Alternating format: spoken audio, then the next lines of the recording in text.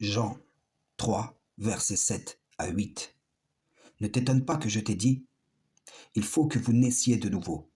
Le vent souffle où il veut, et tu en entends le bruit, mais tu ne sais d'où il vient, ni où il va.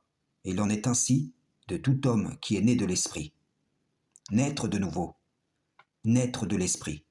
Le Coran aussi, qui est esprit et vie, appelle à cela. Il appelle à sortir des ténèbres à la lumière. Il appelle les serviteurs à venir à la vraie vie. Les principes divins véhiculés en son sein composent la pluie vivifiante qui, en arrosant le jardin de ton cœur, peut faire croître la fleur de ton âme et accroître les fruits de l'œuvre de ta foi. Mais un ennemi et ses suppôts veut t'empêcher du sirat al-mustaqim, du sabil Allah, tel l'oiseleur qui tend ses filets pour piéger l'oiseau afin que celui-ci ne puisse plus voler en direction de son Seigneur.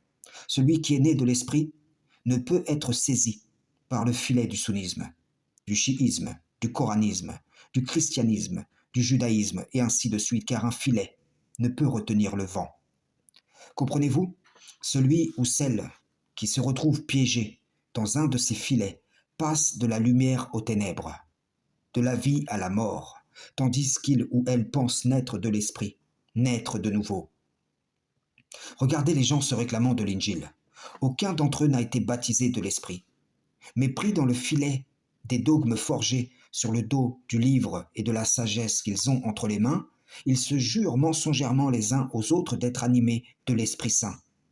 Ceci est l'embellissement de l'action de toute une communauté à ses propres yeux, tandis qu'en réalité, ils sont dominés par les diables, dirigés par des esprits impurs. Et vous, qui reconnaissez cela, hypocrite, voyant la paille chez l'autre, enlèverez-vous la poutre de votre œil? Je parle selon l'esprit du Coran et de ce qui le précède, et vous ne me recevez pas. Alors, demandez-vous, de quel esprit êtes-vous animé? Dans quel filet êtes-vous piégé? Frères et sœurs en islam, salam, shalom.